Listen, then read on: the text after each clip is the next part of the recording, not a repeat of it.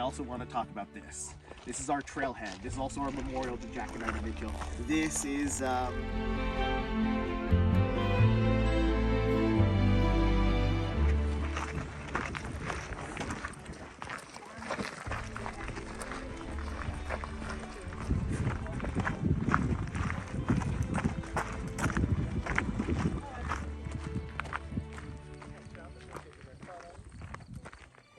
not mining. When a government inspector showed up, they would boot you off of this land, and as I mentioned before, Jack put a lot of hard work into this place, so he was not prepared to let that happen, which means when he's not doing a tour, he's coming out here with a hammer and chisel, drilling a hole in the rocks, and, well, drilling that hole until it's big enough to slide a piece of dynamite into.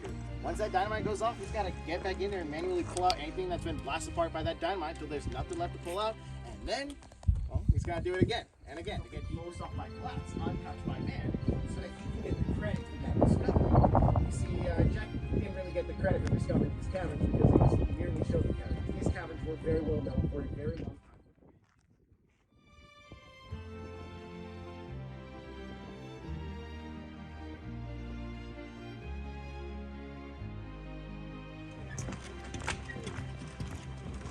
Now we're going to stop here. Okay, gross.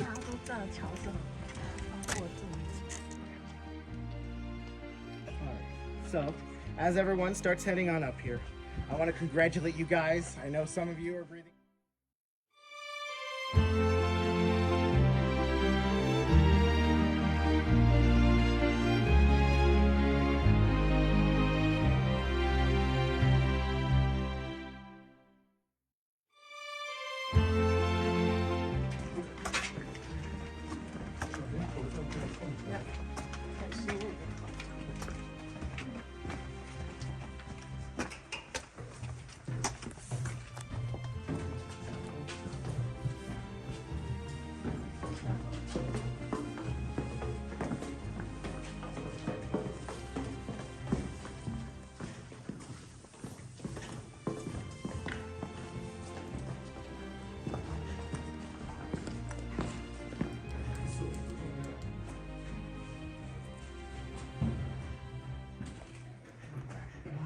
Come on in, let's get inside, let's, don't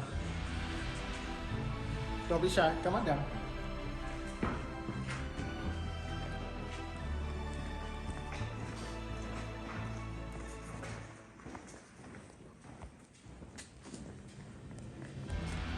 So you're gonna start this side of it.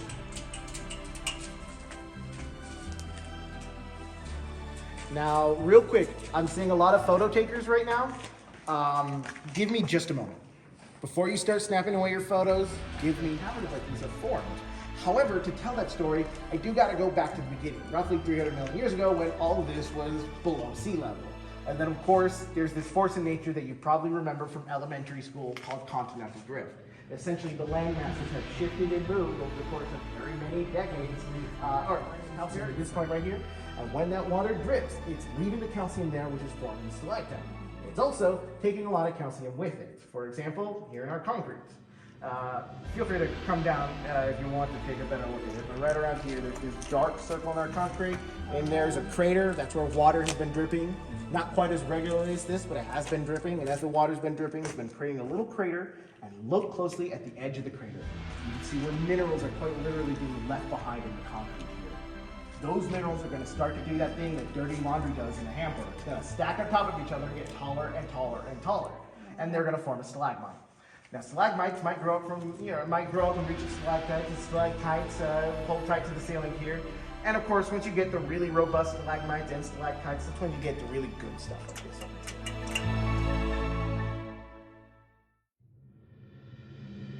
Column when they reach.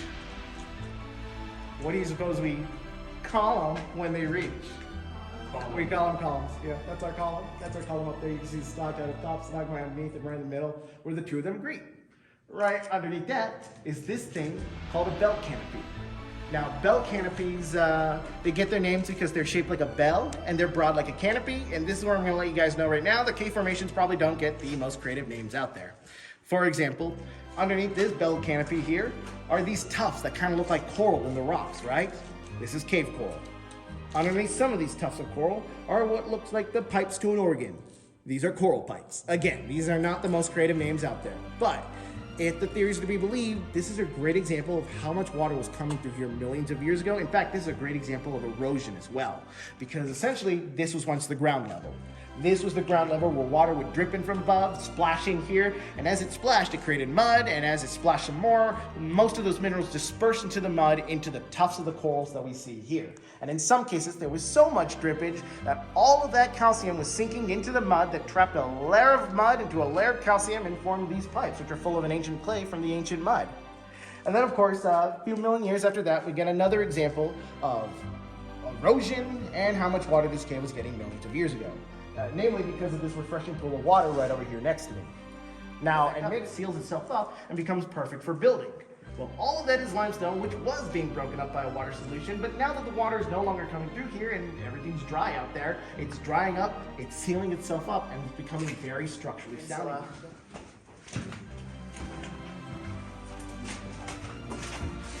Oh, and be careful, please don't trip either. Watch where you're going. We gotta fill up this spot if we can.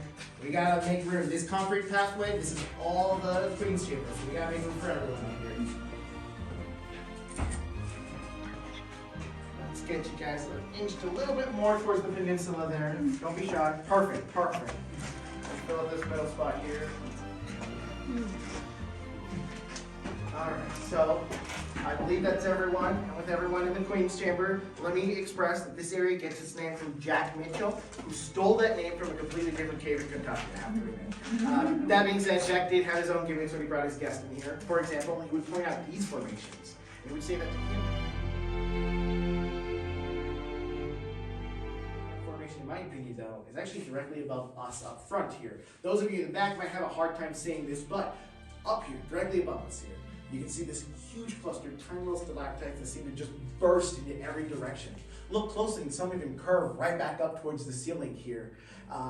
This is another crack in the rocks, but this crack in the rocks millions of years ago was under pressure. So much pressure that the water coming out through here was spraying out. And as the water was spraying out, on a near molecular level, it was creating these little branchways. And as it was creating these little branchways, something called capillary action, which is essentially water moves through narrow passageways without any force necessary.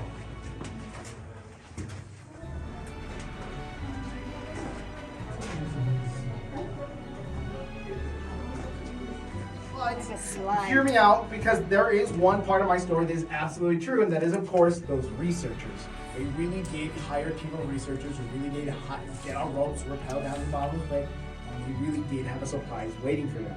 When they got down there, they found hundreds, not just a bunch of flares, hundreds and hundreds and hundreds of flares.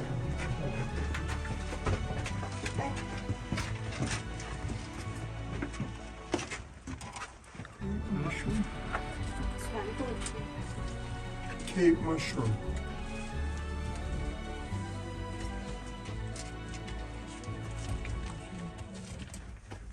Cave mushroom. That's cave mushroom.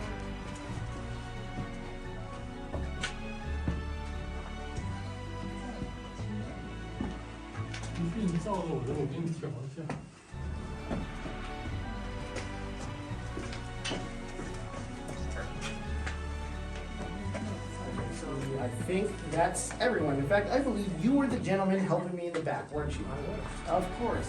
You're going to help me out, okay? This is what's going to happen. I want to see how well everyone does. Did you get a chance to see those cave mushrooms back there? I did. Wonderful, wonderful. In fact, all of your checks will be in the mail. Yeah. So, with that out of the way, let's talk about the cave mushrooms, because most people don't even realize this. You're not yet in the second cave when you see those cave mushrooms. That's all man-made. Those of you in the back might have a hard time seeing this part, but for those of you up front, take a look right here. These two steps are carved out of a cave, and right here you can see where it's fused to its surroundings. So this is a wish stone. This one? Yeah, this is the one.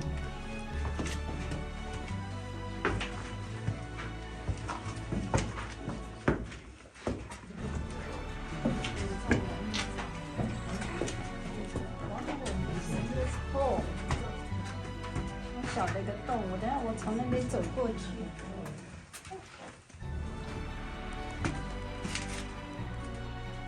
There's a ruin.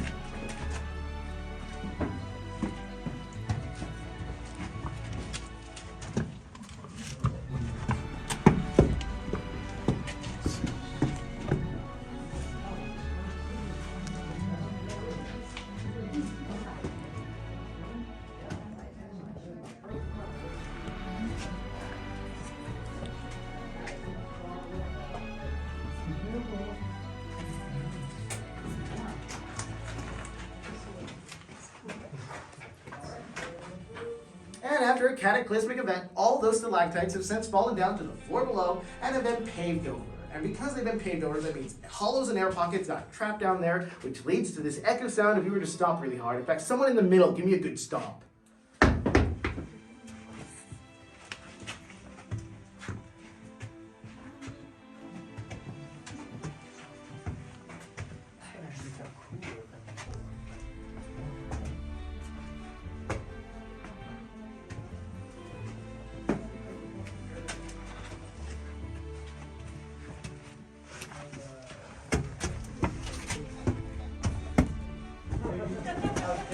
She's loving it.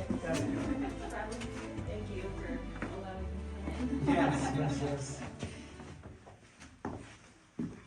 Yeah, he's my constant travel companion.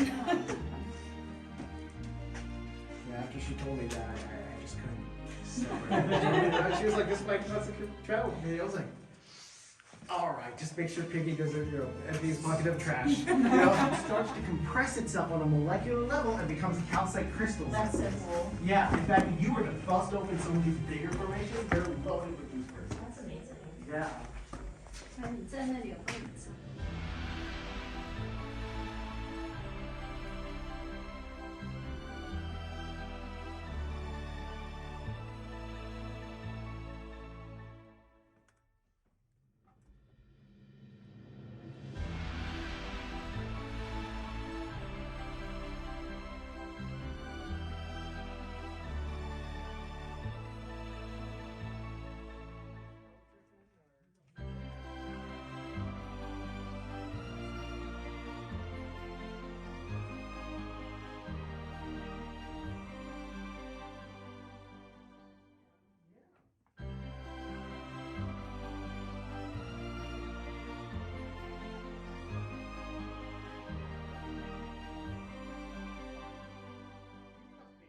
Yeah. Oh, yeah. The band fish.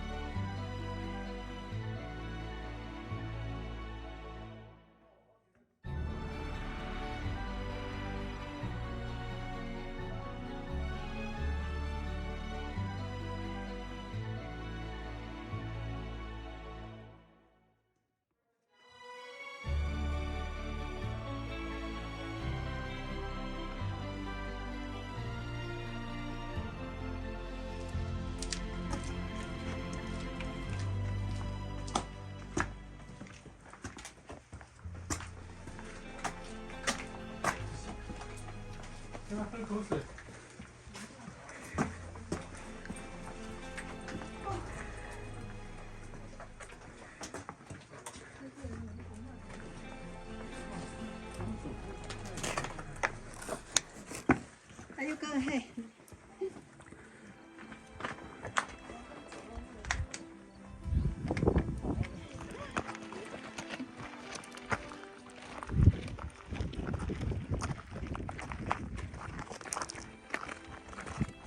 运气黄金吧。